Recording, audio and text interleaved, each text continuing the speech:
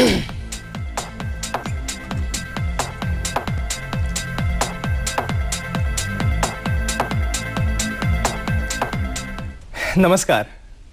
Hello doctor या कार्यक्रमात मी doctor Mahesh चिटणीस दूरदर्शनच्या वतीने सर्व प्रेक्षकांचं मनपूर्वक स्वागत करतोय. आजच्या आपल्या कार्यक्रमाचा विषय आहे कॅन्सरसाठी आयुष संजीवन चिकित्सा. आपल्याला माहितीच आहे कॅन्सर सारख्या दुर्धर रोगावरती आज अनेकविध प्रकारच्या चिकित्सा उपलब्ध आहेत. त्याच्यामध्ये प्रामुख्याने आज जर का आपण सांगायला बघितलं तर आधुनिक चिकित्सा ज्याच्यामध्ये शस्त्रक्रिया, केमोथेरपी आणि रेडिएशन सारख्या चिकित्सा उपलब्ध आहेत.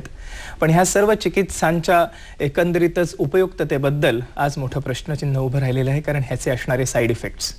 आणि म्हणूनच आयुर्वेदाकडे आज सर्वजण हे अपेक्षेने बघत आहेत. कॅन्सर सारखेच, केवळ कॅन्सर सारख्या नव्हे तर इतरही अनेकविध दुर्धर रोगांवरती रामबाण इलाज म्हणून आज आयुर्वेदाकडे लोक अपेक्षेने आणि आशेने बघत आहेत. आणि म्हणूनच आयुर्वेदाच्या सिद्धांतांवरती आधारित असणारी अशी ही आयुष संजीवन चिकित्सा, ज्याद्वारे कॅन्सर पेशंटना बरं तर करण्यात येतच, पण त्याच बरोबरीने कॅन्सरच्या रुग्णांना होणारा जो त्रास आहे किंवा त्यांचा क्वालिटी ऑफ लाईफ आहे हे इम्प्रूव्ह करण्यासाठी ही मदत होते. आणि म्हणूनच आजच्या कार्यक्रमाचा विषय आपण कॅन्सरवरती असणारी प्रभावी चिकित्सा, कॅन्सरच्या रुग्णांसाठी आशेचा किरण, आयुष संजीवनी चिकित्सा असा ठेवलेला आहे. आणि या विषयामध्ये चर्चा करण्यासाठी या क्षेत्रातील अतिशय प्रसिद्ध आणि आयुष संजीवन चिकित्सेचे जनक आणि प्रणेते असणारे डॉक्टर प्रशांत सावंत यांना खास आमंत्रित केलेलं आहे. सर्वप्रथम मी आपली ओळख करून देतोय डॉक्टर प्रशांत सावंत यांची. नमस्कार सर. नमस्कार. मी मगाशीच सांगितल्याप्रमाणे डॉक्टर प्रशांत सावंत हे आयुर्वेद आणि पंचकर्म यातील तज्ज्ञ असून त्यांनी आयुर्वेद विषयामध्ये MD ही पदवी संपादन केली आहे. आयुर्वेदीय उपचार पद्धती आणि पंचकर्माच्या साहाय्याने कॅन्सर आणि इतर दुर्धर आजारावरील उपचार ह्याविषयी ते अनेक वर्ष संशोधन करत आहेत. आणि मला सांगायला होते की या संशोधनामध्ये त्यांना यश सुद्धा मिळालं आहे. ह्या संशोधनातूनच त्यांनी आयुर्वेदाच्या सिद्धांतांवर आधारित आयुष संजीवन चिकित्सा विकसित केली. आणि या योगे ते त्यांच्या चेंबूर येथील आयुर्लाईफ पॉझिटिव्ह हेल्थ सेंटर आणि रिसर्च इन्स्टिट्यूट, जे चेंबूर या ठिकाणी आहे, ह्या ठिकाणी कॅन्सर, हृदयरोग, किडनीचे विकार, यकृताचे विकार, मधुमेह, सोरायसिस, आमवात, ऑटोइम्युन डिसऑर्डर अशा गंभीर आजारांवरती चिकित्सा करत आहेत. मुंबई येथील आयुर्लाईफ पॉझिटिव्ह हेल्थ सेंटर आणि रिसर्च इन्स्टिट्यूटचे संस्थापक आहेत, सहसंचालकही आणि प्रमुख चिकित्सकही आहेत. मुंबईच्या आरे पोद्दार महाविद्यालयातून त्यांनी पदवी संपादन केल्यानंतर पुनर्वसु मित्तल महाविद्यालयातून त्यांनी MD ही आयुर्वेदातली पदवी संपादन केली. आणि त्यानंतर मुंबईतीलच एका आयुर्वेद महाविद्यालयात हे अध्यापनाचं काम करत असताना त्या अध्यापनात मिळालेल्या आपल्या अनुभवातून त्यांनी आयुर्वेद प्रसाराचं काम हाती घेतलं. आणि महत्त्वाचं म्हणजे गेल्या 20 वर्षांहून अधिक काळ रुग्णसेवा करत असताना त्यांनी आयुर्वेद केवळ आपण म्हणूया एका पर्टिक्युलर समाजातील वर्गापुरता मर्यादित न ठेवता समाजातील सर्व वर्गांना फायदा मिळवण्यासाठी सतत संशोधन, लिखाण आणि आयुर्वेद प्रचाराचं काम केलेलं आहे. ज्याच्यात मला या ठिकाणी सांगायला आवडेल की आयुर्वेदाला पुढे जाऊन त्यांनी सर्व लोकांपर्यंत जगभरात मान्यता मिळावी ह्यासाठी आयुर्वेदाची वेबसाईट तयार केलेली आहे. आणि इंटरनेटचं महत्त्व जाणून आयुर्वेद इंटरनेटद्वारे कसं आपल्याला प्रसारित करण्यात येईल ह्याच्यामध्येही त्यांनी कार्य केलेलं आहे. ह्याशिवाय संशोधनाचं काम करत असताना 30हून अधिक पेटंट औषधांची निर्मिती त्यांनी केलेली आहे. आणि ह्या औषधांच्या उपयुक्ततेची दखल ही ॲलोपॅथिक डॉक्टरांकडून सुद्धा घेतली गेलेली आहे, हे मला ह्या ठिकाणी नमूद करावंसं वाटतं. डॉक्टर प्रशांत सावंत यांनी भाभा ॲटॉमिक रिसर्च सेंटरमध्ये ह्या ठिकाणी ते पॅनल डॉक्टर म्हणून कार्यरत आहेत. ह्याशिवाय नामांकित आयुर्वेद औषध कंपन्यांमध्येही ते पॅनल डॉक्टर म्हणून कार्यरत आहेत.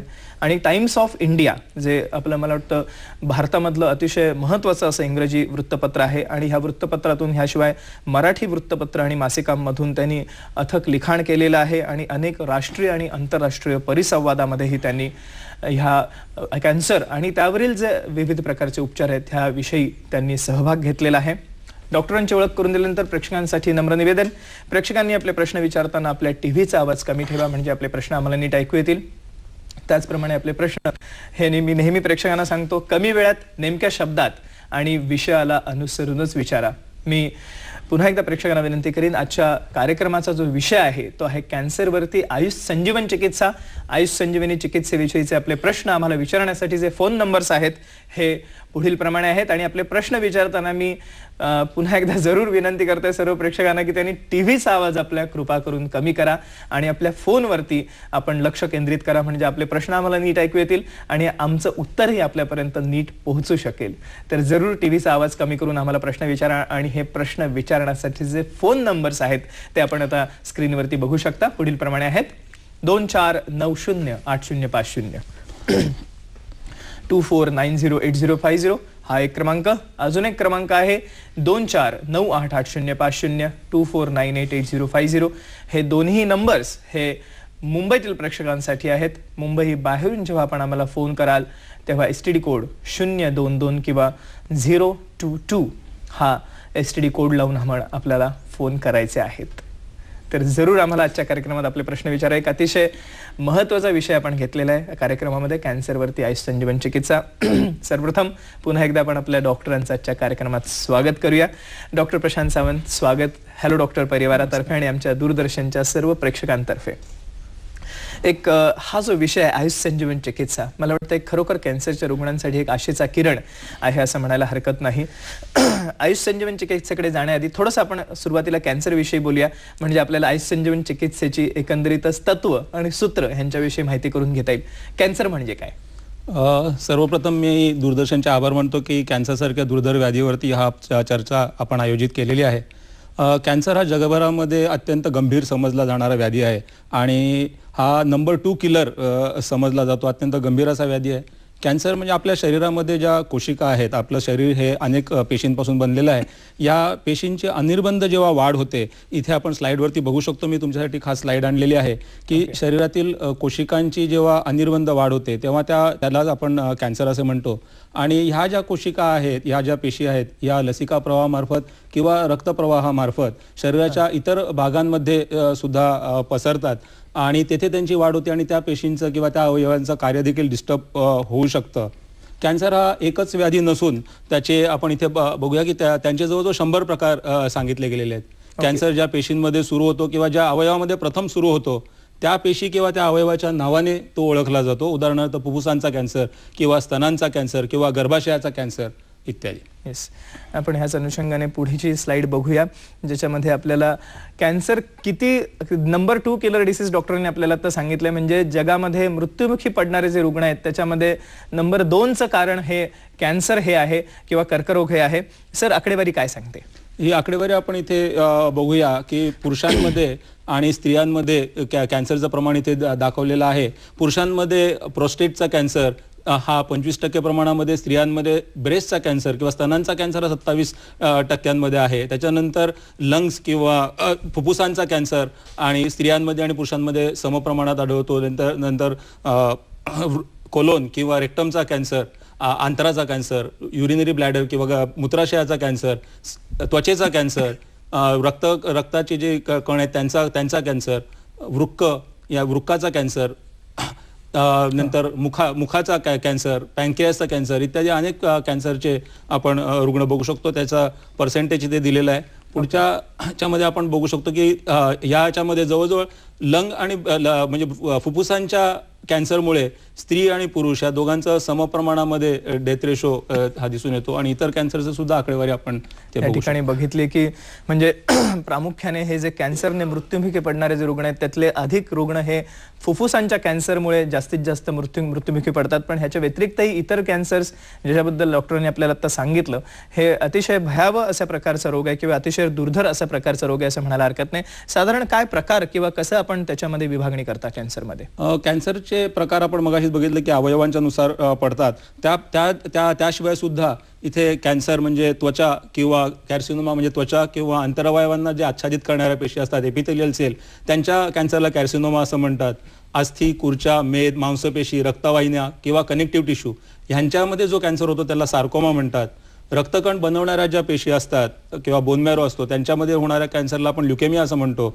नंतर रोगप्रतिकारक क्षमता जी आहे, रोगप्रतिकारक संस्था आपली आहे, त्याच्यामध्ये होणाऱ्या कॅन्सरला आपण लिम्फोमा किंवा मेलॅनोमा असं म्हणतो. आणि CNS कॅन्सर्स म्हणजे मेंदू किंवा मज्जासंस्था यांच्यामध्ये होणाऱ्या कॅन्सर्सना आपण CNS कॅन्सर्स असं म्हणतो. येस, मला वाटतं सो हे कॅन्सरचे वेगवेगळे प्रकार झाले असं म्हणायला हरकत नाही. ह्याची जी उत्पत्तीची जी म्हणजे कॅन्सरची जी उत्पत्ती होते ही कशी होते आणि त्याची काय प्रमुख कारण आपण सांगता सर?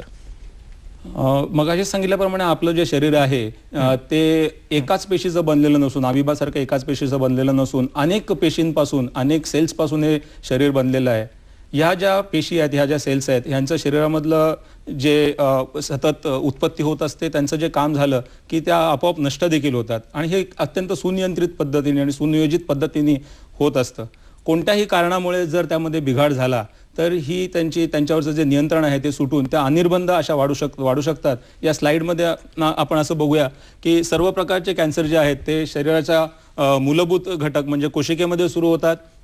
शरीरात आवश्यक असेल तेव्हा कोशिकांचे विभाजन नवीन कोशिका तयार होतात. आवश्यक नसताना सुद्धा जर या कोशिका तयार झाल्या तर त्याच्यापासून कॅन्सर होऊ शकतो आणि ह्या कॅन्सरची जी गाठ असते ती साधारण किंवा बिनाईन असू शकते किंवा ती कॅन्सर असू शकते. सो येस, ही अनियंत्रित वाढ जी आहे ही कशी होती आपण जाणून घेऊया डॉक्टरांकडनं, परंतु एका छोट्याशा विश्रांतीनंतर. नमस्कार, हॅलो डॉक्टर या कार्यक्रमात पुन्हा एकदा सर्व प्रेक्षकांचं स्वागत. आपल्या या ठिकाणी चर्चा सुरू आहे ती कॅन्सरवरील जी आयुष संजीवन चिकित्सा आहे, जी कॅन्सरच्या रुग्णांसाठी आज आशेचा किरण मानली गेलेली आहे, ह्याविषयी आपण चर्चा करत आहोत. आणि या चर्चेमध्ये सहभागी झालेले आहेत डॉक्टर प्रशांत सावंत, जे आयुष संजीवन चिकित्सेचे जनक आणि प्रणेते आहेत. सर, आपण आज आतापर्यंत कॅन्सरची माहिती घेतली, कॅन्सर म्हणजे काय किंवा कॅन्सरची वाढ कशी होते आपण सांगितलं. कॅन्सरच्या उत्पत्तीची जी आपण प्रमुख कारणं आहेत त्याही विषयी आपण मगाशी चर्चा केली होती, त्याविषयी आपण पुढे जाऊन बोलूया. पण आज प्रमुख जो विषय आपला जो कार्यक्रमाचा तो आहे की कॅन्सरवरती आज रुग्णांना एक आशेचा किरण आहे आणि तो आहे आयुष संजीवन चिकित्सा. तत्पूर्वी थोडंसं आपण आज जी कन्व्हेन्शनल ट्रीटमेंट उपलब्ध आहे किंवा जी पारंपरिक चिकित्सा उपलब्ध आहे कॅन्सरवरती त्याच्याविषयी थोडंसं बोलूया. कॅन्सरच्या रुग्णांमध्ये दोन आपल्याला प्रमुख म्हणून म्हणायचं झालं तर एक सॉलिड कॅन्सर आणि लिक्विड कॅन्सर, म्हणजे रक्तवाहिन्यां किंवा रक्ताचा होणारा कॅन्सर आणि गाठीचा होणारा कॅन्सर, जे आपण सांगितलं आता अनियंत्रित वाढीमुळे होतो. ह्याच्यामध्ये कॅन्सरच्या रुग्णांना जे स्टेजिंग केलं जातं त्याच्यामध्ये बऱ्याचदा रुग्णांना होणाऱ्या वेदना, रुग्णांना जी ट्रीटमेंट मिळते त्याच्यामुळे होणारे साईड इफेक्ट्स, ह्या सर्व गोष्टींचा विचार केला तर कॅन्सरच्या रुग्णाची अवस्था अतिशय दयनीय झालेली असते. आणि ह्या अशा रुग्णांच्या वेदना कमी करण्यासाठी, त्याचप्रमाणे कॅन्सर बरा करण्यासाठी विदाऊट साईड इफेक्ट्स, हे महत्त्वाचं मला या ठिकाणी आवर्जून सांगावं लागेल. ह्याच्यासाठी आज आयुष संजीवन चिकित्सेकडे लोक आशेने बघतायत. तत्पूर्वी थोडंसं जे कॅन्सरची आज काय ट्रीटमेंट उपलब्ध आहे सर्वसाधारण त्याविषयी आमच्या प्रेक्षकांना सांगा. आधुनिक चिकित्सेच्या दृष्टीने कॅन्सरची जी ट्रीटमेंट आपल्याकडे उपलब्ध आहे त्यामध्ये प्रामुख्याने रेडिएशन थेरपी, सर्जरी, शस्त्रक्रिया, chemotherapy, radiation therapy, hormone therapy आणि बायोलॉजिकल थेरपी हे प्रमुख घटक आहेत. त्यापैकी शस्त्रक्रिया, केमोथेरपी आणि रेडिएशन थेरपी ह्यांचा वापर हा अधिक प्रमाणामध्ये केला जातो. पण आपण असं बघूया की शस्त्रक्रिया, केमोथेरपी किंवा रेडिएशन ह्यामुळे देखील आपण जे काही चिकित्सा करतो त्यामध्ये केवळ ज्या कोशिका अतिरिक्त वाढलेल्या असतात त्याच नष्ट केल्या जातात, परंतु त्याची आपल्याला ह्याच्यामध्ये मला वाटतं की एक महत्त्वाचा भाग आहे तो आहे की ह्या सर्व ट्रीटमेंटचे असणारे साईड इफेक्ट्स, त्याच्याविषयी आपण बोलूया. पण तत्पूर्वी काही फोन कॉल घेऊया आणि मग आपण आपल्या पुन्हा एकदा प्रेझेंटेशनकडे जाऊ. आपला प्रश्न विचारा. Hello doctor. हा बोला. नमस्कार. नमस्कार, मी उषा थोरात दहिसरवरून बोलते आहे. हा बोला. तुम्ही आत्ताच सांगितलं की लंग कॅन्सर वरून मृत्युमुखी पडतात बरेच लोक, बरोबर, एकांचं प्रमाण पण असतं. आमच्या माहितीत एका बाईचा मृत्यू झाला, तिचा लंग कॅन्सर 80% झालेला होता. तिला काहीही म्हणजे व्यसन नव्हतं कुठल्याही तंबाखूचं किंवा सिगारेटचं सुद्धा, बरोबर, तरी सुद्धा तिला म्हणजे पूर्वी एकदम लहानपणी न्यूमोनिया वगैरे झालेला. तर अशा तऱ्हेचे जे आजार होतात त्याच्यामुळे लंग कॅन्सर होऊ शकतो का, हा माझा पहिला प्रश्न आहे. आणि दुसरा प्रश्न म्हणजे हा थांबवता येतो का लंग कॅन्सर, आणि तिसरा म्हणजे कुठल्या स्टेजला लंग कॅन्सर थांबवता येतो, आपल्याकडे काही उपचार आहेत का? Thank you doctor. जरूर आपला चांगले प्रश्न आहेत तिन्ही. पण तत्पूर्वी मला वाटतं जरूर आपण थोडंसं प्रेझेंटेशनकडे जाऊन आपण जर का विचार केला तर आपल्याला जरूर ह्याची माहिती मिळू शकेल. थोडक्यात सांगायचं झालं तर लंग कॅन्सर ह्याच्या मागे केवळ स्मोकिंग हे एकमेव कारण नसावं, ह्याच्या व्यतिरिक्तही काही कारण आहेत. अनेक ज्ञात आणि अज्ञात कारण आहेत की ज्याच्यामुळे कॅन्सर होऊ शकतं. केवळ स्मोकिंगमुळेच होतो असं नाही, अनेक केमिकल घटक आहेत किंवा अनुवंशिकता आहे, यामुळे सुद्धा कॅन्सर हा होऊ शकतो. ओके, आणि आपण त्याच्या स्टेजिंग विषयी आपण बोलणार आहोत कार्यक्रमात पुढे, कारण हाच महत्त्वाचा भाग आपण आता आजच्या कार्यक्रमात चर्चेला घेतलेला आहे की आज कॅन्सरवरती जी पारंपरिक चिकित्सा पद्धती उपलब्ध आहेत ज्याच्यामध्ये मॉडर्न ट्रीटमेंटमध्ये आपल्याला शस्त्रक्रिया, सर्जरी, केमोथेरपी आणि रेडिएशन ह्या 3 प्रमुख चिकित्सा पद्धती आज आपल्याला उपलब्ध आहेत, पण ह्या तिन्ही चिकित्सा पद्धतींचे अत्यंत घातक असे साईड इफेक्ट्सही आहेत. आणि ह्या सर्व साईड इफेक्ट्सना टाळून जर का काही प्रभावी चिकित्सा आपल्याला देता येत असेल तर त्यासाठी आयुर्वेदाकडे आज सर्व लोक हे आशेने बघत आहेत. आणि म्हणूनच आजच्या कार्यक्रमात आपण ह्या आयुर्वेदाच्या तत्वांवरती आधारित असणारी जी आयुष संजीवनी चिकित्सा आहे आणि ह्याद्वारे रुग्ण कसे बरे होऊ शकतात त्यासाठी ज्या काही केसेस डॉक्टर प्रशांत सावंत यांनी आणले त्या आपण कार्यक्रमात पुढे जाऊन बघणार आहोत. त्यामुळे कार्यक्रम आपण जरूर बघत राहा. पण तत्पूर्वी केमोथेरपीच्या थोडंसं दुष्परिणामांविषयी आपण बोलूया आणि मग पुढे जाऊन आयुष संजीवनी चिकित्सेची काय गरज आहे आज रुग्णांना त्याच्याविषयी आपण थोडंसं बोलूया. काय केमोथेरपीचे दुष्परिणाम आपल्याला दिसतात सर? केमोथेरपीचे अनेक दुष्परिणाम आहेत. त्यामध्ये सर्वात महत्त्वाचे दुष्परिणाम म्हणजे अत्यंत थकवा वाटणे किंवा मळमळ होणे, उलट्या होणे, केस गळणे, ॲनिमिया किंवा रक्तकण कमी होणे, रक्त गोठण्याची जी प्रक्रिया असते त्याच्यामध्ये बिघाड होणे, जुलाब किंवा बद्धकोष्ठता होणे किंवा मांसपेशी किंवा मज्जातंतू यांच्यावरील दुष्परिणाम, त्वचा आणि नखावरील दुष्परिणाम, त्वचा ही सुरकुतणे किंवा नख काळी पडणे, किडनी आणि मूत्राशयावरील गंभीर दुष्परिणाम, तसेच फ्लूसारखी लक्षणे म्हणजे गळून गेल्यासारखे वाटणे, सर्दी होणे, डोकं दुखणे, अंग दुखणे वगैरे अशी लक्षणे. आणि त्याचबरोबरीने महत्त्वाचं म्हणजे सेक्स संबंधित सुद्धा अनेक दुष्परिणाम केमोथेरपीमुळे होऊ शकतात. ओके. आणि हे जर का टाळायचं असेल तर मला वाटतं आयुष संजीवनी चिकित्सेला पर्याय नाहीये. आयुष संजीवनी चिकित्सा ही काय आहे सर? आयुष संजीवन चिकित्सा ही आयुर्वेदाच्या मूळ तत्वांवरती आधारित किंवा त्या सिद्धांतांवरती आधारित अशी चिकित्सा आहे.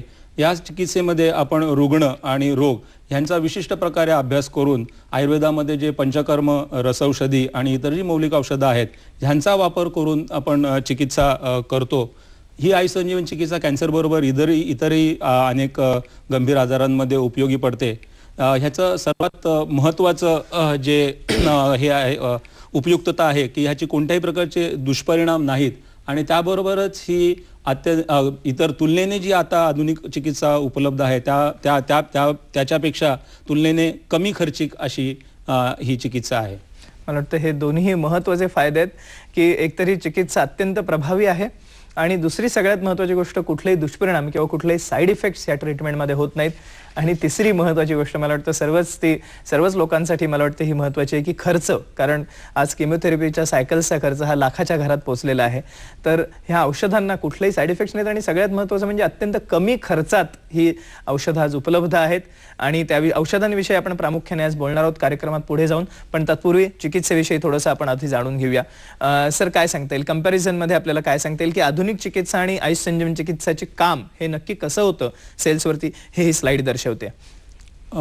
आपण इथे बघूया की आधुनिक चिकित्सा आणि आयुष संजीवनी चिकित्सेमधला मूलभूत फरक काय ते बघूया आपण. आधुनिक चिकित्सेमध्ये मगाशी मी तुम्हाला सांगितलं त्याप्रमाणे हे जे केमोथेरपी, रेडिएशन आणि शस्त्रक्रिया ह्या 3 प्रमुख उपचार आहेत. त्याच्यामध्ये अतिरिक्त झालेल्या कोशिका आहेत ह्या केवळ नष्ट करण्याचं काम केलं जातं. पण ह्या अतिरिक्त कोशिका तयार का होतात ह्याबद्दल कोणत्याही प्रकारचा आपण उपचार ह्या ट्रीटमेंटमध्ये केला जात नाही.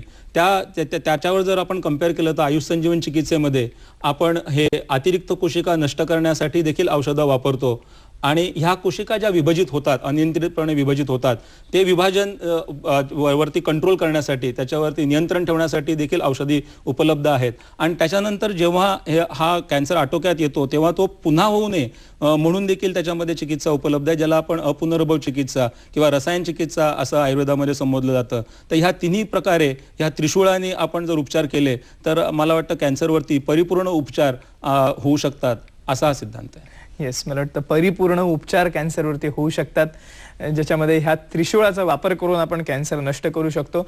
आणि ते कसं हे कार्यक्रमात आपण पुढे जाणून घेऊया. तत्पूर्वी एक फोन कॉल. यशवंत आपल्याला बारामतीवरून काही प्रश्न विचारतात. यशवंत बोला. यशवंत विचारा. यशवंत बोला. हा, मी बारामतीवरून बोलतोय. हा बोला. माझ्या मुलाला 3 वर्ष वय होतं त्यावेळेला कॅन्सर डिटेक्ट झाला होता. बरं.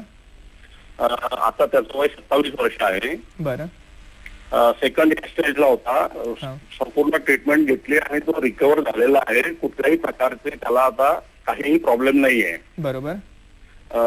मागच्या इयरली आम्ही टाटा हॉस्पिटलला फॉलोअप साठी जात होतो. बरं. तर त्यावेळेला त्यांनी मागच्या वर्षी आम्ही त्यांना सांगितलं की आता मुलाचं लग्नाचं वय झालेलं आहे, लग्न करायचं आहे. बरोबर. त्यांनी स्पर्म टेस्ट सांगितली करायला. बरं. तर स्पर्म टेस्ट केल्यानंतर काउंट कमी आला तो. बरोबर आहे. त्यामुळे नंतर मग आम्ही विधी क्लिनिक डॉक्टर अनिल पाटील यांच्याकडे अप्रोच झालो. बरं.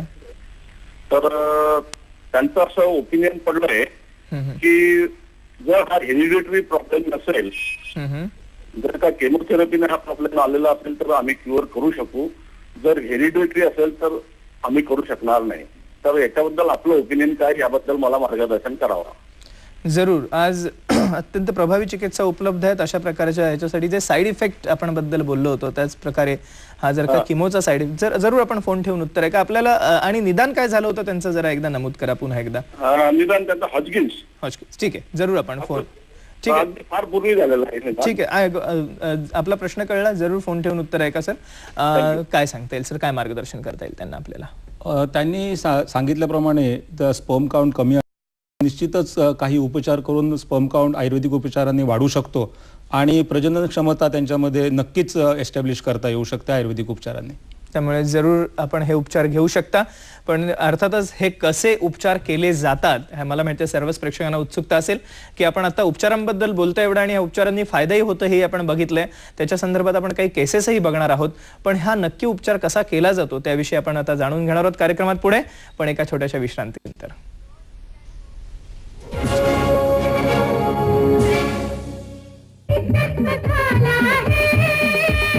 खादी और ग्रामोद्योग कमीशन द्वारा मान्य श्री महिला गृह उद्योग लिज्जत पापड़ के लिज्जत मसाले खादी और ग्राम उद्योग कमीशन द्वारा मान्य श्री महिला गृह उद्योग लिज्जत पापड़ का सौसा डिटर्जेंट पाउडर. नमस्कार. हॅलो डॉक्टर या कार्यक्रमात पुन्हा एकदा सर्व प्रेक्षकांचं स्वागत. आपली या ठिकाणी चर्चा सुरू आहे ती कॅन्सरसाठी प्रभावी उपचार आयुष संजीवन चिकित्सा याविषयी आणि डॉक्टर प्रशांत सावंत जे ह्या चिकित्सेचे जनक आहेत आपल्या कार्यक्रमात सहभागी झालेले आहेत. खास चर्चा करत असताना सर आपण आता सांगितलं की कॅन्सर विषयी आपण आता मूलतः मार्गदर्शन घेतलं. आपलं कॅन्सरची उत्पत्ती कशी होते किंवा प्रकार किती आहेत कॅन्सरचे आणि त्यावरची असणारी जी पारंपरिक चिकित्सा आहे जी आज मॉडर्न मेडिसिनमध्ये उपलब्ध आहे त्याविषयी आपण मार्गदर्शन घेतलं. आणि आज ह्याच्यामधील साईड इफेक्ट्स टाळून जर का प्रभावी उपचार करायचे असतील तर अर्थातच आयुर्वेदाला पर्याय नाही आहे. आणि आयुर्वेदामध्ये आज ही जी आयुर्वेदाच्या सिद्धांतांवरती आधारित जी आयुष संजीवन चिकित्सा आहे त्याविषयी आपण बोलतोय. आयुर्वेदिक चिकित्सेची काय तत्व आहेत, कुठल्या सिद्धांतांवरती आपण ही चिकित्सा करता त्याविषयी आमच्या जरा प्रेक्षकांना मार्गदर्शन करा. आयुर्वेदामध्ये जे मूळ तत्व सांगितलं आहे एक तर शमन आणि शोधन. या स्लाइडमध्ये आपण बघूया आयुर्वेदिक चिकित्सेचे मूळ तत्व आहेत शमन. शमनामध्ये आम्ही आयुष संजीवनी औषधांचा वापर करतो, जे आपण पुढे बघूया कोणती औषधं आपण कशी वापरतो ते. आणि शोधन म्हणजे शरीरामधील जे दुष्परिणाम आहे शरीरामध्ये ते शरीराच्या बाहेर काढून टाकणं. त्याच्यामध्ये आपण वमन, विरेचन, बस्ती, नस्य आणि रक्तमोक्षण ही 5 कर्म आहेत. पंचकर्म ज्याला म्हटलं जातं आयुर्वेदातलं, ही 5 कर्म वापरतो. त्यापैकी आपण जास्त प्रमाणामध्ये बस्ती याचा वापर करतो, कारण बस्ती ही आयुर्वेदामध्ये जे वाताचं तत्व आहे जे सांगितलं जे कंट्रोल हा मेन मेकॅनिझम आहे ह्या रोगाला कंट्रोलमध्ये आणण्यासाठी. हे कंट्रोलचं जे काम आहे, नियंत्रणाचं जे काम आहे ते वातामार्फत चालतं आणि वातावरती बस्ती हा उत्कृष्ट उपाय सांगितला आहे. मदर ऑफ ऑल ट्रीटमेंट्स त्याला म्हणतात. त्याच्यामुळे आम्ही बस्तीचा वापर जास्त करतो. आणि त्यामध्ये देखील यापन बस्ती म्हणून जो प्रकार आहे बस्तीचा, ज्याचा यापनाचा अर्थ आयुष्य वाढवणं. तर यापन बस्तीचे अनेक प्रकार शास्त्रामध्ये उल्लेखित आहेत. त्या बस्तीचा आम्ही वापर करतो. आणि जेव्हा आवश्यक आहे कोणत्या अवयवाचा कॅन्सर आहे त्यानुसार आम्ही वमन, विरेचन, नस्य, रक्तमोक्षण इत्यादी इतरही पंचकर्माच्या पद्धतींचा वापर करतो. सो शमन आणि शोधन ह्या 2 चिकित्सा. शमन गटामध्ये आपल्याला आयुर्वेदिक औषधांचा वापर केला जातो आणि शोधन चिकित्सा अर्थातच पंचकर्माच्या तत्वांवरती आधारित अशी चिकित्सा आहे. त्यामुळे शरीरातले टॉक्सिन्स किंवा जे दूषित घटक आहेत ते शरीराच्या बाहेर काढून टाकणं आणि जे चांगले घटक आहेत त्यांचं चांगले घटक जे शरीरात आहेत त्यांचं वर्धापन करणं आणि म्हणूनच आयुष्य वाढवणारी अशी ही चिकित्सा आहे. त्या म्हणून त्याला आयुष संजीवन चिकित्सा असं संबोधलं गेलंय. ह्याचा जो मेकॅनिझम आहे हा काय आहे? आता आपण बघितल्याप्रमाणे बस्ती, आयुष संजीवनी औषधं आणि इतर पंचकर्म यांच्या सहाय्याने लेखन म्हणजे जे अतिरिक्त कोशिका आहेत त्या शरीरामधनं काढून टाकल्या जातात, जसं शस्त्रक्रियेने होतं त्याच प्रकारे औषधाने देखील करता येतं आयुर्वेदाच्या सिद्धांताच्या आधारावरती. त्याच्यानंतर बस्तीमार्फत हे जे अतिरिक्त पेशिका डिवाइड होत आहेत त्याच्यावरती कंट्रोल एस्टॅब्लिश केला जातो, त्याच्यावर नियंत्रण ठेवलं जातं. आणि रसायन चिकित्सा म्हणजे हा रोग पुन्हा होऊ नये म्हणूनही ट्रीटमेंट केली जाते. ओके, सो हा रोग पुन्हा बळावू नये म्हणून अपुनर्भव चिकित्सा सुद्धा ह्याच्यामध्ये इन्क्लूड केली गेलेली आहे. मला वाटतं हे महत्त्वाचं आहे की आयुर्वेदाने संपूर्णतः हा आजार मुळापासून बऱ्या करण्यासाठी ह्या तत्वांचा वापर केला गेलेला आहे आणि त्या अनुषंगाने आपण पुढे काही केसेस बघणार आहोत. पण तत्पूर्वी सोलापूरवरून एक आपल्याला फोन येतोय. बोला, आपण प्रश्न विचारा आपला. Hello sir. हा, विचारा प्रश्न, चटकन विचारा. Hello sir. हा, बोला. मी वडिलांचं वय 58 आहे. बरं. आणि त्यानंतर थोडस वडिलांना बायपास केली. बरं. बायपास नंतर उद्या डिस्चार्ज म्हणताना थोडस फुफ्सामध्ये पाणी झालं वडिलांच्या. बरं. वडील आणखी दिनाथ मंगेशकर हॉस्पिटलमध्ये ऍडमिट आहेत आणि फुफ्सात पाणी झाल्यामुळं ब्रेनला रक्त पुरवठा झाला, हृदय बंद पडलं आणि त्यामुळं ब्रेन डॅमेज झाला असं डॉक्टरांचं म्हणणं आहे. बरं. तसं प्लीज आपल्या आयुर्वेदामध्ये थोडस ब्रेन डॅमेज साठी औषध उपचार आहेत का ते थोडे सांगावेत मला प्लीज. जरूर, आपण जरूर फोन ठेवून उत्तर आहे का. अशा प्रकारचे जे अत्ययिक आपण म्हणूया ह्याच्यामध्ये सुद्धा काही चिकित्सा आपल्याला आयुर्वेदाद्वारे देता येऊ शकते का? आयुर्वेदामध्ये खरं तर अत्ययिक चिकित्सेमध्ये अत्यंत चांगले असे औषधं उपलब्ध आहेत आणि ब्रेन सेल्स रिवाईव्ह करणं आणि हृदयरोगावरती सुद्धा अत्यंत उत्कृष्ट औषधं उपलब्ध आहेत. पण ह्या केसचं व्यवस्थित स्टडी केला पाहिजे, काय एक्झॅक्टली काय आहे त्याचं निदान व्यवस्थित केलं पाहिजे आणि त्यानंतरच आपण त्यांना काही सुचवू शकतो. जरूर, त्यासाठी आपण आमचा कार्यक्रम आपण बघाच पूर्णतः, जेणेकरून आपल्याला ह्या आयुर्वेदाच्या सिद्धांतांचीही माहिती करून घेता येईल आणि त्याचप्रमाणे आम्ही काही केसेस या ठिकाणी मुद्दामून प्रेक्षकांसाठी दाखवायला आणलेले आहेत की ज्याच्याद्वारे आपल्याला माहिती पडू शकेल की ही किती प्रभावी चिकित्सा आहे आणि ह्याचा प्रभाव आपल्याला जाणवण्यासाठी हा कशा प्रकारे ह्याचा वापर केला जातो त्याविषयी आपण आता चर्चा करत होतो. आपण आयुर्वेदिक सिद्धांतांमध्ये शमन आणि शोधन असे दोन प्रकार सांगितले. शोधन अर्थातच पंचकर्मांवरती आधारित अशी चिकित्सा आहे, पण शमन चिकित्सा ज्याच्यामध्ये आयुर्वेद रसौषधी आणि वनस्पती औषधांचा वापर केला जातो आणि ह्याद्वारे सुद्धा एक महत्त्वाचं कार्य हे शरीरावरती घडत असतं. कुठल्या प्रकारची सर औषधं आपण वापरता कॅन्सरसाठी ट्रीटमेंट करत असताना? कॅन्सरच्या ट्रीटमेंटमध्ये आयुर्वेदामधील जी रसौषधी आहेत आणि उत्कृष्ट प्रकारची भस्मे जे आहेत ह्यांचा वापर आणि त्याचबरोबर इतर काष्टौषधींचाही वापर आपण करतो. रोग कोणता आहे या आधारावरती आपण ठरवतो की कोणती औषधं वापरली पाहिजेत. त्यामध्ये महत्त्वाची औषधं मी इथे नमूद केलेली आहेत. एक तर हिरक भस्म म्हणजे हिऱ्याचं भस्म जे आहे ते वापरलं जातं, सुवर्ण भस्म वापरलं जातं, बृहत्वाद चिंतामणी रस, सुवर्णमालिनी वसंत रस, मकरध्वज रस, महालक्ष्मी विलास रस, सुवर्ण पर्पटी, गुडूची, यष्टीमधू, पुनर्नवा, सीतोपलादी इत्यादी औषधं आणि नंतर स्वामला कंपाऊंड म्हणून जे च्यवनप्राश आहे सुवर्णयुक्त त्याचा आम्ही वापर करतो. ओके, आणि ही जी औषधं आहेत ही अर्थातच बनवण्याची प्रक्रिया ही सुद्धा अत्यंत क्लिष्ट आणि अत्यंत मला वाटतं, कारण ह्याच्यामध्ये क्वालिटी किंवा हा एक महत्त्वाचा घटक असतो. जेव्हा आपण सुवर्ण भस्म किंवा हिरक भस्म यांचा जेव्हा आपण उल्लेख करतोय त्याविषयी आपण जाणून घेऊया, कारण हे जे घटक आहेत हे चांगल्या मात्रेत हे लोकांपर्यंत किंवा रुग्णांपर्यंत पोहोचवणं हा सुद्धा एक महत्त्वाचा भाग आहे. त्याविषयी आपण जाणून घेऊया. पण तत्पूर्वी एक फोन कॉल आपल्याला अमरावतीवरून एक फोन कॉल येतोय. बोला, आपण प्रश्न विचारा. प्रश्न विचारा आपला पटकन. नमस्कार सर, अमरावतीवरून विनोद राणे बोलतो. हा, बोला. आमच्या वडिलांचं वय 75 वर्ष आहे. त्यांना अन्न झालेला आहे, अन्ननलिकेचा कॅन्सर आहे. तर आपलं जे आयुष संजीवन चिकित्सा जे आहे तर आम्हाला मुंबईला येणं शक्य नाही, तर अमरावती नागपूर या भागात हा उपचार आयुर्वेदिक कॉलेज किंवा आयुर्वेदिक दवाखान्यात मिळू शकेल का? जरूर, आपल्याला सर्व ठिकाणी हा उपचार मिळू शकेल. त्यामुळे जरूर आपण जवळच्या तज्ञ डॉक्टरांचा सल्ला घ्या.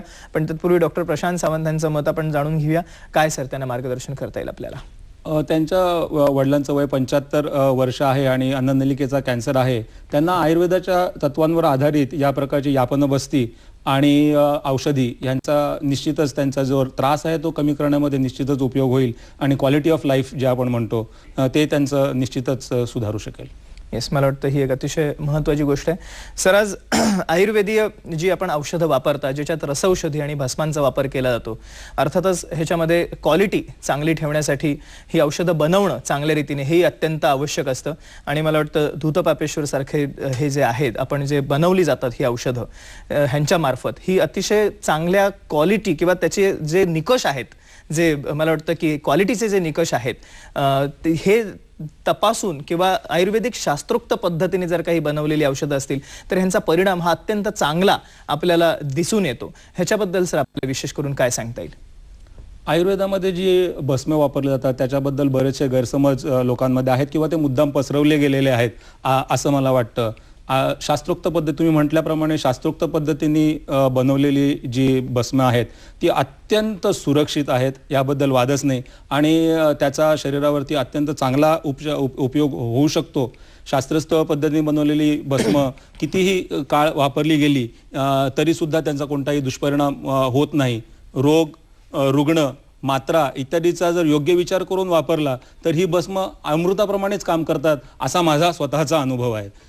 अनेक वर्षांच्या वापरानंतर सुद्धा या भस्मांचा कोणताही प्रकारचा शरीरावरती दुष्परिणाम होत नाही हे मला मुद्दाम नमूद करावं असं वाटतं. कारण आयुर्वेदिक भस्मांच्या माथ्यावरती सगळ्या प्रकारचे रोग मारले जातात आणि भस्मांमुळे किडनीचे विकार होतात किंवा असं होतं असं पसरवलं जातं हे अजिबात खरं नाही आहे. कारण जर तसं असतं तर जगामध्ये ज्यांना किडनीचे प्रॉब्लेम झाले त्यांनी सगळ्यांनी आयुर्वेदिक औषधं घेतले असं आपण अनुमान काढलं असतं, पण ते काही खरं नाही. बरोबर. त्यामुळे जरूर ह्याविषयी आपण अधिक चर्चा करूया कारण हा एक महत्त्वाचा विषय. पण तत्पूर्वी एक डॉक्टर आपल्याला काही प्रश्न विचारतात. डॉक्टर श्रीकृष्ण पाटगावकर, आपला प्रश्न विचारा. डॉक्टर साहेब बोला आपण. हॅलो, नमस्कार. नमस्कार, बोला. माझे 3 प्रश्न आहेत. बरं. पहिला प्रश्न असा आहे की जेव्हा आपण कॅन्सर या व्याधीचा विचार करतो तेव्हा आता असं म्हटलेलं आहे की कुठलेही द्रव्य म्हणजे एखादं अन्नद्रव्य किंवा औषधी द्रव्य ही कुठलेही द्रव्य आता फर्टिलाइज याच्यामुळं कॅन्सरला कारणीभूतच असं निर्माण होतंय. म्हणजे उदाहरणार्थ कुठल्याही अन्नद्रव्यामध्ये, उदाहरणार्थ गहू, तांदूळ याच्यामध्ये आज खतांचा वापर होऊन त्याचं म्हणजे प्रदूषित असे अन्न आपल्याला मिळते. तर यासाठी काही शासनाच्या द्वारे किंवा आपल्या शेतकऱ्यांच्या द्वारे काहीतरी प्रयत्न होणे महत्वाचं आहे. कारण तेच महत्वाचं कॅन्सरला कारणीभूत आहे. म्हणजे असं म्हटलं जातं की एकमेकांना दिलेल्या शुभेच्छा याच फक्त आपल्याला प्युअर आहेत किंवा पवित्र आहेत. बाकी अन्न, इव्हन दूध सुद्धा आज प्राण्यांना काही इंजेक्शन देऊन ते दूध निर्माण केलं जातं. त्यामुळे त्या दुधाचं सुद्धा कदाचित असं म्हटलं जातं की पाश्चराइज्ड मिल्क हे सुद्धा कार्सिनोजेनिक आहे. बरोबर आहे. तर या सगळ्याचा विचार करणं सुद्धा खरं म्हणजे महत्वाचं आहे. यावर आपलं मत काय आहे? दुसरा प्रश्न असा आहे की ओट सेल कार्सिनोमा किंवा प्रोस्टेटचे कॅन्सर जे आहेत त्याच्यामध्ये ॲलोपॅथीमध्ये प्रोग्नोसिस अगदी वर्स्ट असं म्हटलं जातं. तर यावर आपल्या आयुष संजीवनी चिकित्सेमध्ये काही प्राधान्य आहे का? आणि तिसरा प्रश्न असा आहे की जेव्हा स्कॅमस सेल कार्सिनोमा सारखे जे आजार आहेत तर त्या संबंधात लेपन चिकित्साचा काय वापर केला जातो काय? धन्यवाद. जरूर आपण त्यांच्या तिन्ही प्रश्नांना उत्तर देऊया. काय सांगता येईल सर आपल्याला? सर्वात महत्त्वाचा त्यांनी पहिला जो मुद्दा उपस्थित केला की सगळ्याच अन्नामध्ये सुद्धा भेसळ आहे, हे सगळं कबूल आहे. परंतु या सगळ्या ॲडव्हर्स कंडिशन्समध्ये सुद्धा रुग्णांना जर योग्य प्रकारे औषधं दिली गेली, आयुष संजीवनी चिकित्सा किंवा आयुर्वेदिक सिद्धांतावर आधारित औषधं दिली गेली, त्यांना उपशय मिळतो हे तर सिद्ध झालेलं आहे. त्यामुळे या सगळ्या ॲडव्हर्स कंडिशनमध्ये सुद्धा आपल्याला प्रतिकार करणं आवश्यक आहे. आपल्या शरीराची प्रतिकार क्षमता वाढवणं आवश्यक आहे आणि त्या दृष्टीने या औषधांचा निश्चितच उपयोग होतो. रोग प्रतिकारक क्षमतेचा आपण उल्लेख केलात म्हणून मला इथे एक स्वामला कंपाऊंड हे एक औषध आणलेलं दिसतंय. ह्याची काही रोग प्रतिकारक क्षमता वाढवण्यासाठी उपयोग होतो का? हे जे औषध स्वामला कंपाऊंड जे आहे हे आपल्या शास्त्रामध्ये सांगितलेलं जे च्यवनप्राश आहे ह्याचीच एक सुधारित आवृत्ती असं म्हणता येईल. ह्याच्यामध्ये सुवर्ण भस्मसुद्धा आहे आणि च्यवनप्राश आहे आणि च्यवनप्राशमुळे आपल्याला रोग पुन्हा होणार नाही याची खात्री बाळगता येते. ओके, सो हा एक महत्त्वाचा भाग आहे. आपण बघूया नंतर स्वामला कंपाऊंड ह्याच्याविषयी थोडीशी माहिती घेऊया. ह्याच व्यतिरिक्त जी चांगली औषधं किंवा चांगली चिकित्सा उपलब्ध आहेत त्याविषयी आपण थोड्याच वेळात जाणून घेणार आहोत एका छोट्याशा विश्रांतीनंतर. नमस्कार.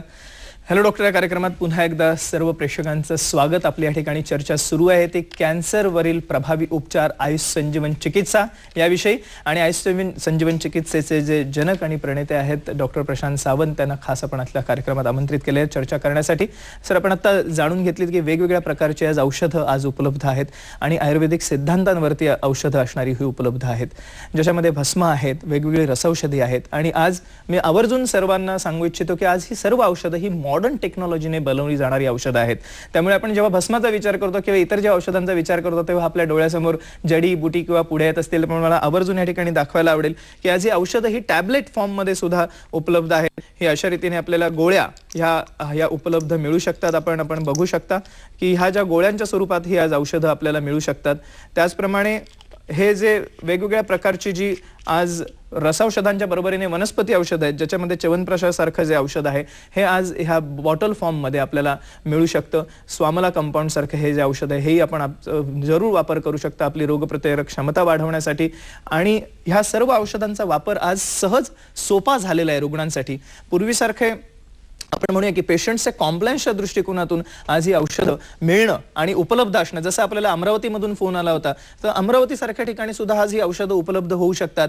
किंवा महाराष्ट्रात किंवा देशाच्या कानाकोपऱ्यात सुद्धा आज आयुर्वेदिक औषधं सर्व गावांमधून किंवा सर्व तालुका पातळीवरती आज ही औषधं उपलब्ध आहेत, ज्याचा आपण जरूर वापर करू शकता. अर्थातच तज्ज्ञ आयुर्वेदिक डॉक्टरांच्या सल्ल्यानेच आपल्याला ही सर्व औषधं वापरायची आहेत. आपण पुढे कार्यक्रमातली प्रेझेंटेशनकडे वेळ, पण तत्पूर्वी एक फोन कॉल. आपला प्रश्न विचारा. मी जयवंत पाटील बोलतोय डॉक्टर साहेब. हा बोला. मी कोल्हापूरहून जयवंत पाटील बोलतोय. हा बोला, प्रश्न विचारा पटकन. माझ्या आईचं वय एक साधारण 75 वर्ष आहे. बरं. तर त्यांना स्वादुपिंडाचा कॅन्सर आहे. बरं. मग त्याच्यावर काय उपाय आहे काय? त्यांना आता पोटात खूप पेन्स येतात, पचनक्रिया होत नाही, त्याच्यावर काय उपचार होऊ शकेल काय? जरूर उपचार होऊ शकतील. आणि अतिशय महत्त्वाचा प्रश्न विचारला त्यांनी. सर काय सांगता येईल आपल्याला? स्वादुपिंडाचा कॅन्सर हा थोडासा घातक आहे, परंतु त्यांच्यावरती जर हा आयुष संजीवन चिकित्सेसारखा उपचार केला तर त्यांचा क्वालिटी ऑफ लाईफ निश्चित सुधारू शकेल. त्यांच्या पेन्स किंवा वेदना या निश्चित कमी होऊ शकतील. या ज्या केसेस ज्या आम्ही दाखवणार आहोत त्याच्यावरनं तुम्हाला निश्चित समजेल की पेन्स नक्की ह्याच्यामध्ये कमी होतात. येस, त्यामुळे जरूर अशी चिकित्सा आपण वापरू शकता. आणि मी आता प्रेक्षकांना आवर्जून हा पुढचा जो आता आम्ही प्रेझेंटेशनचा भाग दाखवणार आहोत प्रेक्षकांना, तो त्यांनी जरूर आवर्जून नीट बघावा अशी आमची अपेक्षा आहे. कारण ह्याच्यात ज्या अतिशय कठीण केसेस, ज्या कॅन्सरच्या ट्रीट करायला अतिशय कठीण केसेस होत्या, त्या केवळ आयुष संजीवन चिकित्सेद्वारे कशा बऱ्या करण्यात आलेल्या आहेत हे आपण बघणार आहोत पुढे. सर 8 केसेस आपण आज आणलेले आहेत, ते आपण कुठले केसेस आहेत आमच्या प्रेक्षकांना सांगा. ह्या ज्या 8 केसेस आपण आज बघणार आहोत थोडक्यामध्ये, त्याच्यामध्ये मॅलिग्नंट मेलॅनोमा म्हणजे त्वचेचा कॅन्सर, ब्रेन ट्यूमर म्हणजे मस्तिष्क पेशींचा कॅन्सर, रिनल सेल कॅन्सर आणि बोन मेटास्टेसिस म्हणजे बोनमध्ये पसरलेला कॅन्सर, ब्रेस्ट कॅन्सरच्या 2 केसेस आहेत, युरोजेनेटल कॅन्सर म्हणजे जननेंद्रियाच्या कॅन्सरचा केस एक आहे, ब्लॅडर कॅन्सर, मूत्राशयाचा कॅन्सर आणि म्हणजे लंगचा कॅन्सर किंवा फुफ्फुसांचा कॅन्सर, ह्या विविध प्रकारच्या कॅन्सरच्या केसेस आपण आज इथे प्रेझेंटेशनसाठी. आपण पहिली केस बघूया. ह्याच्यामधली जो त्वचेचा कॅन्सर आहे हा आयुष संजीवन चिकित्सेद्वारा कसा बरा करण्यात आला हे आपण आता बघणार आहोत. येस सर, काय सांगता येईल? हा जो रुग्ण आहे मॅलिग्नंट मेलॅनोमा, त्याला इथे आपण स्लाइडवर बघूया. मॅलिग्नंट मेलॅनोमाचा रुग्ण आहे हा. 63 वर्ष वयाचा रुग्ण आहे. त्याला त्वचेचा कॅन्सर झाला होता. त्याच्या हीलवरती म्हणजे टाचेवरती हा रोग झाला होता. त्याच्यानंतर हे आपण बघूया चित्रामध्ये. हे आपण बघूया की 7 ऑगस्ट 2008 मध्ये तुम्हाला दिसेल की किती हा कॅन्सर पसरलेला आहे. आणि हा इथे जेव्हा त्याला मॅलिग्नंट मेलॅनोमा हे त्याचं निदान झालं तेव्हा त्याचा हिप आर्टिक्युलेशन म्हणजे जांघेमधून पाय काढून टाकण्याचा सल्ला त्याला देण्यात आला, परंतु त्यांनी ते मानलं नाही आणि तरी तो कॅन्सर वाढतच होता. तर हा रुग्ण जो आहे तो 2 वर्षानंतर जवळजवळ 8 जुलै 2009 मध्ये आपल्याकडे आला. तेव्हा त्याला चालता येत नव्हतं. त्याचा रुग्णाचा जो मुलगा आहे तो त्याच्या कॅमेऱ्यावरती त्याचा फोटो घेऊन आला होता, कारण रुग्ण येऊ शकत नव्हता. तेव्हा जर आपण बघितलं तर हा एवढा कॅन्सर त्याचा पसरला होता. त्वचेचा मेलॅनोमा आहे हा. त्यावेळी रुग्णाला सिव्हिअर खूपच तीव्र स्वरूपाचं वेदना होत्या. त्याच्यानंतर मल्टिपल लिजन्स म्हणजे अनेक प्रकारचे त्याला अनेक ग्रंथी ते दिसत आहेत. त्याच्यामधनं उझिंग होत होतं म्हणजे स्त्राव होत होता. अत्यंत दुर्गंधी त्याच्यामधनं येत होती आणि पूर्ण त्याचा जो पाय आहे तो सुजलेला होता. या कंडिशनमध्ये दुसरा कोणताही उपचार त्याला होऊ शकत नव्हता. पाय जेव्हा त्यांना अॅम्प्यूट करायला सांगितला तेव्हा 15 जुलै 2009 रोजी तो आपल्याकडे आला. आणि मला आवर्जून सांगायचं वाटतं की यानंतर आपण त्याला कोणताही केमोथेरपी किंवा रेडिएशन दिलेलं नाही आहे. आणि त्यानंतर तुम्ही बघाल की केवळ 2.5 महिन्यांच्या उपचारामध्ये आणि ह्यामध्ये फक्त औषधांचा वापर केलेला आहे. इथे आपण बघाल की ही कशी लिजन्स होती आणि आता कशी आहेत. केवळ 2.5 महिन्यामध्ये या रुग्णाची मॅलिग्नंट मेलॅनोमा हा अत्यंत घातक असा स्वरूपाचा कॅन्सर आहे. पुढच्या देखील याच्यामध्ये आपल्याला दिसेल की त्याच्या हिलवरती कसं लिजन होतं. सुरुवात झाली तेव्हा 4 जुलै 2009चा हा फोटोग्राफ आहे आणि त्याच्यानंतर केवळ 2.5 महिन्यामध्ये ही लिजन सगळी भरलेली दिसत आहेत. आणि दुसरं सुद्धा ही लिजन सुद्धा आहे, ज्या गाठी आहेत त्या सुद्धा कमी झालेल्या दिसतील. या 4 पिक्चर्समध्ये तुम्हाला लगेच समजेल की कसं उझिंग होतं, कसा पस होता, किती तीव्र स्वरूपाचे लिजन्स होते आणि केवळ 2.5 महिन्यामध्ये त्याचे उझिंग लिजन्स आणि त्याच्यातला स्त्राव कसा कमी झाला आणि त्याला कसा उपशय मिळाला हे आपण बघू शकतो. तर आज 17 सप्टेंबर 2009 रोजी त्याला कोणत्याही प्रकारचा स्मेल नाही आहे, याच्यामधनं उझिंग नाही आहे, स्वेलिंगमध्ये रिडक्शन झालेलं आहे, त्याच्या पेनमध्ये अत्यंत चांगलं रिलीफ मिळालेलं आहे आणि जवळजवळ 50% पर्यंत त्याचे जे लिजन्स होते, ज्या गाठी होत्या त्या कमी झालेल्या आहेत विदाऊट केमो, विदाऊट रेडिएशन, केवळ आयुर्वेदिक चिकित्सेद्वारे. आणि त्याला कोणत्याही प्रकारची नवीन लिजन्स किंवा नवीन गाठी तयार झालेल्या नाही आहेत आणि आता हा जो पेशंट आहे तो सपोर्टने चालू देखील शकतो.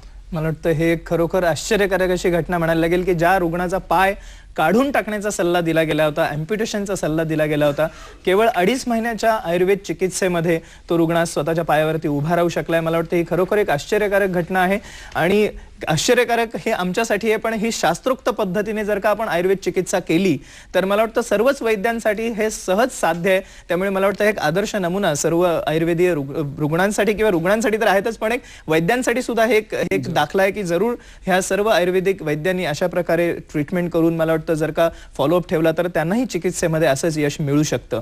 सर, पुढची केस काय आहे? ही पुढची केस आपण बघूया. ती ब्रेन ट्युमरची केस आहे. ही जी रुग्ण आहे ती 2004 साली तिला डिटेक्ट झाला मॅलिग्नंट ॲस्ट्रोसायटोमा ग्रेड 3 आणि त्यावेळी ते आपल्याकडे अप्रोच झाली ट्रीटमेंटसाठी. तेव्हा तुम्ही इथे बघू शकता की केवढा मोठा मेंदूमध्ये ही गाठ होती ॲस्ट्रोसायटोमाची. ह्यानंतर तिचं ऑपरेशन केलं गेलं आणि ती गाठ काढून टाकण्यात आली, परंतु रेसिड्युअल न्यूरोप्लाझम आणि तिथे होता म्हणजे थोडासा भाग कॅन्सरचा तिकडे राहिला होता, संपूर्ण काढता आला नाही.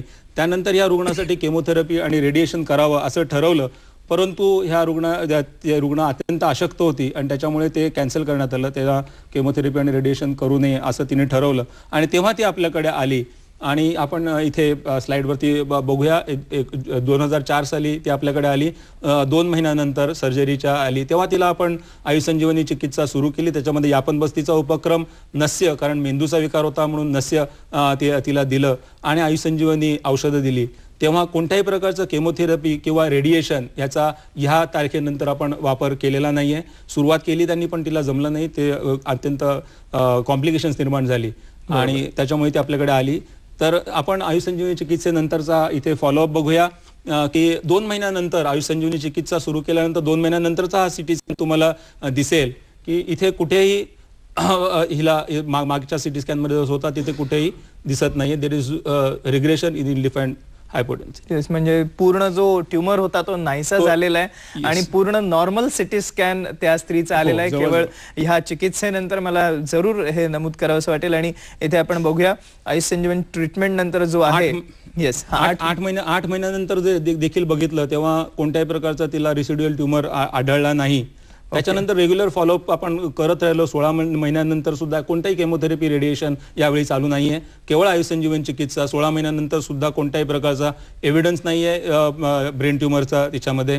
त्याच्यानंतर 2 वर्षानंतरचा आपल्याकडे सिटी स्कॅन आहे आणि सांगायला आनंद होतो की एनहान्सिंग रेसिड्युअल लिजन कुठेही या सिटी स्कॅनमध्ये सुद्धा दिसत नाहीये. मला वाटतं ही सुद्धा एक खरोखर आश्चर्यकारक अशी केस होती. आणि कंपॅरिझन आपण बघूया आता मुद्दामून की आयुसंजीवन चिकित्सा आपण जेव्हा सुरू केली तेव्हा ही रुग्ण ह्या अवस्थेमध्ये होती. या सिटी स्कॅनमध्ये आपल्याला दिसतोय ट्युमरचा भाग आणि केवळ आता ही 2 वर्षानंतरचा हा जो सिटी स्कॅन आहे हा पूर्णतः नॉर्मल आपल्याला दिसतोय. मला वाटतं हे खरोखर आयुर्वेदाचा एक अत्यंत असं म्हणूया की एक उदाहरण चांगलं आपण दिलं की ह्या ट्रीटमेंटद्वारे आज अशा सर्व प्रकारचे हे दुर्धर जे कॅन्सर आहेत हे बरे होऊ शकतात. आणि केवळ बरे होत नाहीत तर अपुनर्भव चिकित्सा म्हणजे ते पुन्हा उद्भवू नयेत म्हणून सुद्धा ह्याचा रोल मोठा आहे. आणि हे सगळं विदाऊट साईड इफेक्ट्स म्हणजे कुठल्याही प्रकारे शरीरावरती दुष्परिणाम न होता हे आपण जरूर लक्षात घ्या. आणि खर्च सुद्धा हा त्या मानाने कमी आहे हेही मला जरूर सांगायला आवडेल. पुढची केस आपण बघूया आता. बोन मेटास्टॅसिसची केस आहे ही जी पुढची केस आहे ती रिनल सेल कॅर्सिनोमा विथ बोन मेटास्टॅसिस अशी ही केस आहे. हा रुग्ण 41 वर्षाचा, त्याला राईट रिनल सेल कॅर्सिनोमा हा 2002 मध्ये डिटेक्ट झाला आणि त्याच्यानंतर इथे आपण बघू शकतो 2002चा स्कॅन आहे आणि तेव्हाच त्यांना असं कळलं की त्याच्या बोनमध्ये सुद्धा हा पसरलेला आहे. या MRI मध्ये आपल्याला दिसेल की ही वृक्क आहे, किडनी आहे आणि हे जे लिजन आहे हे कॅन्सरचं लिजन आहे आणि त्यामुळे त्यांनी ह्या वृक्क काढून टाकण्याचा निर्णय घेतला. त्यावेळी त्यांनी ते वृक्क काढून टाकलं आणि त्याच्यानंतर आपण इथे बघूया त्याला ॲलोपॅथिक चिकित्सा चालू होती. कॅन्सरचा प्रादुर्भाव होऊ नये म्हणून, पण तरीही 33 महिन्याच्या नंतर ही सर्जरी केल्यानंतर जेव्हा तो आला तेव्हा मल्टिपल स्केलेटल मेटास्टेसिस म्हणजे आज त्याच्या बोन्समध्ये हा कॅन्सर खूपच प्रसरला होता आणि फ्रेश लिजन सुद्धा दिसत होती. त्याच्यामुळे हा कॅन्सर वाढतोय हा जेव्हा त्या रुग्णाला समजलं कळलं तेव्हा तो आयुष संजीवन चिकित्सेसाठी आपल्याकडे आला.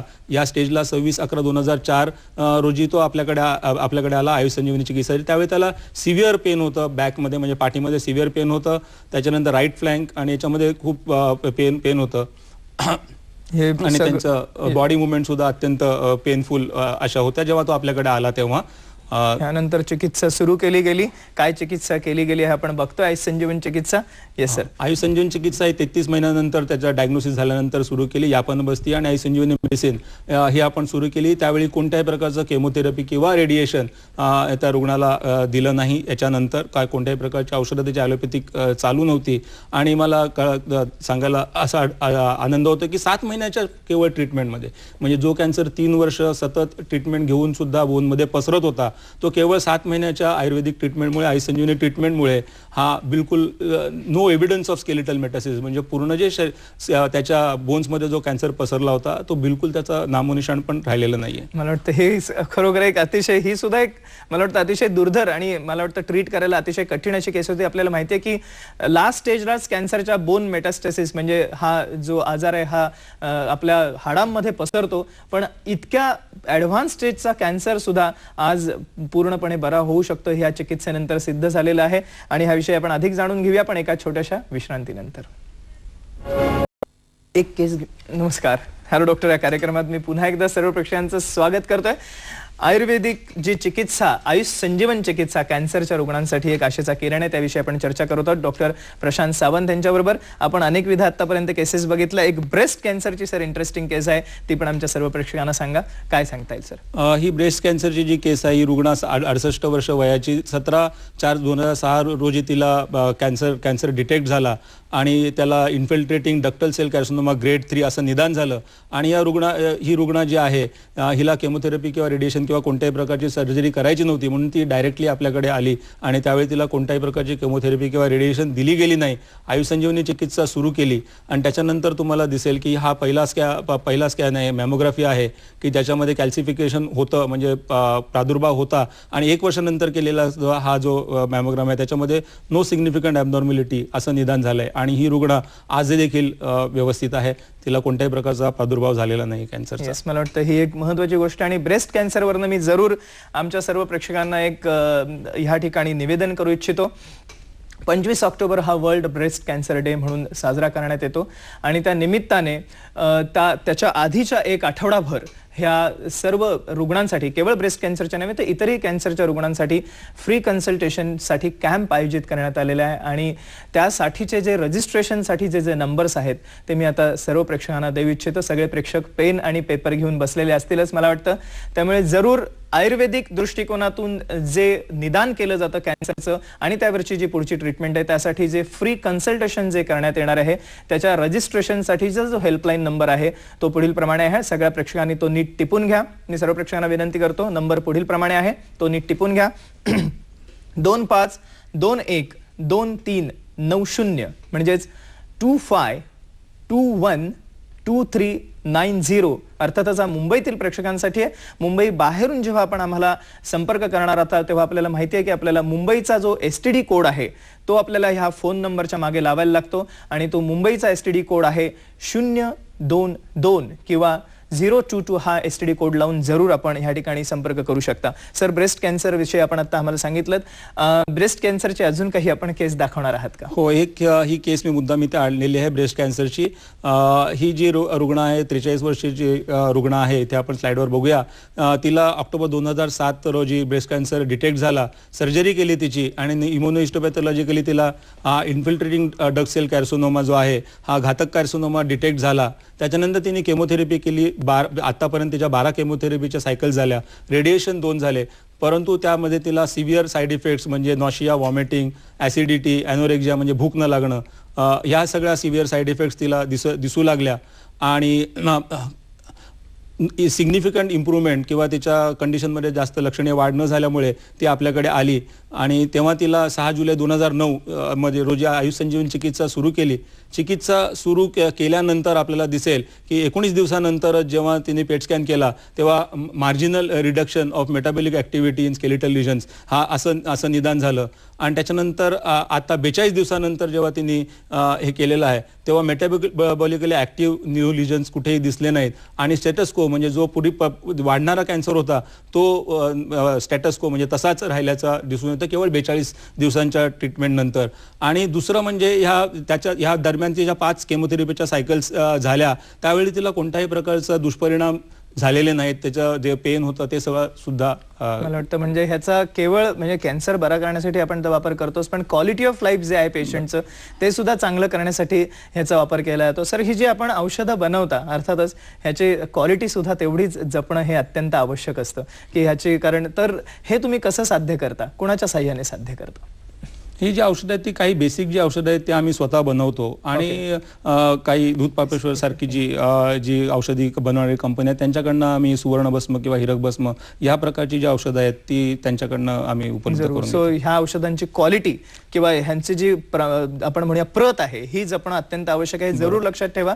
त्यामुळे आपण पुढची एक केस बघूया. युरोजेनायटल ब्लॅडर कॅन्सरची आहे ती आपण केस आता बघणार आहोत. सॉरी युरोजेनायटल कॅन्सरची ही केस आहे. येस सर काय हा 78 वर्ष वयाचा रुग्ण होता. त्याला युरोजेनेटल कॅन्सर म्हणजे शिश्नाचा रोग झाला होता आणि तो संपूर्ण बरा झाला. लंग कॅन्सरची एक पुढे केस आपण बघणार आहोत. ही युरोजेनेटल कॅन्सरची केस होती आणि ही रिपोर्ट्स त्याचे दिसत आहेत आपल्याला इथे ह्याच्यामध्ये. ह्याच्या पुढे जाऊन एक ब्लॅडर कॅन्सरची म्हणजे मूत्राशयाच्या कॅन्सरची एक जी केस आहे आपण वेळाभेवी ठिकाणी रन थ्रू करतोय परंतु ब्लॅडर कॅन्सरही हा पूर्णतः बरा करण्यात आपल्याला इथे रिपोर्ट दिसतोय ब्लॅडर कॅन्सरचा. आणि ह्याच्या पुढे जाऊन एक लंग कॅन्सरची जी केस आहे ती आपण पुढे डिटेलमध्ये डिस्कस करणार आहोत. त्याच्या पुढे ही लंग कॅन्सरची ही एक केस आहे ज्याच्यामध्ये ह्या ठिकाणी आयुष संजीवनी चिकित्सेद्वारे आपल्याला ह्या ठिकाणी रुग्णाला उपशय झालेला दिसत आहे उपशय झाल्याचं दिसत आहे. मला वाटतं कार्यक्रमाची वेळ मर्यादित असल्यामुळे सर आपल्याला ठिकाणी थांबावं लागतं. एक आश्चर्यकारक अशी ही मला वाटतं एक ही जी संकल्पना आहे आणि आयुर्वेदाच्या तत्वांमुळे आज ह्या सर्व रुग्णांना दिलासा मिळालेला आहे हे मी जरूर ह्या ठिकाणी नमूद करू इच्छितो.